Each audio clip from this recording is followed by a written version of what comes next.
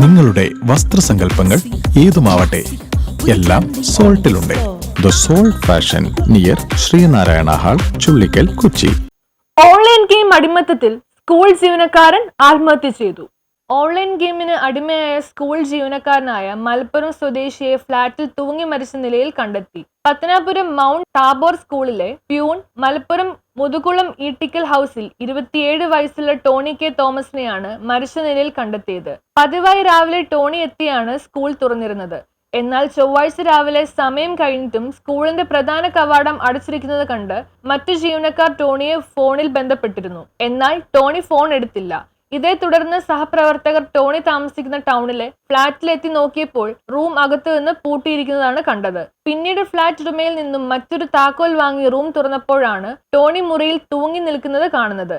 2 വർഷമായി Tony online ഗെയിമിന് അടിമയാണെന്ന് ബന്ധുക്കൾ പറയുന്നു. 6 മാസം മുൻപ് വീട്ടുകാർ ഇടപെട്ട് ടോണിക്ക് കൗൺസിലിംഗ് നൽകിയിരുന്നു. ഓൺലൈൻ ഗെയിം കളിക്കാതിരിക്കാൻ ടോണി ഉപയോഗിച്ചുകൊണ്ടിരുന്ന ആൻഡ്രോയിഡ് ഫോൺ വീട്ടുകാർ വാങ്ങിവെച്ച് ചെറിയ ഫോൺ നൽകിയാണ് കഴിഞ്ഞ തവണ വീട്ടിൽ നിന്നും ടോണിയെ മടക്കി അയച്ചത്. സർവീസ് ഇരിക്കുകയാണ് മരിച്ചത്. അത് കഴിഞ്ഞ ശേഷം പുള്ളി മരിച്ചിട്ട് 3 വർഷമായി. എനിക്ക് അപ്പം മരിച്ചതിന് വർഷങ്ങളായപ്പോഴത്തേക്ക് ഏതൊരു കൂട്ടുകാരൻ പറഞ്ഞു, പൈസ അന്ന് ജോലിയിലേക്ക് സമയമായിട്ട് പൈസ ഇല്ലാത്ത പുള്ളി ആരോ കൂട്ടുകാരുണ്ട്, മൊബൈലിൽ ഗെയിമുണ്ട്, പൈസ കളിച്ച കിട്ടുമെന്ന് പറഞ്ഞപ്പം ഇപ്പം ഞങ്ങൾ പേപ്പറിൽ എഴുതിക്കുന്നുണ്ട്. ആദ്യം ഗെയിം കളിച്ചപ്പോൾ 4500 രൂപ കിട്ടിയിരുന്നു. പിന്നെ പുള്ളിയെ ഗെയിമിന് അഡിക്റ്റായി. പിന്നെ വീട്ടുകാരിൽ നിന്നെല്ലാം പൈസ ഒക്കെ മേടിച്ചു. വീട്ടുകാരിൽ നിന്ന് എല്ലാവരെയും പൈസ ഒക്കെ മേടിക്കാൻ തുടങ്ങി.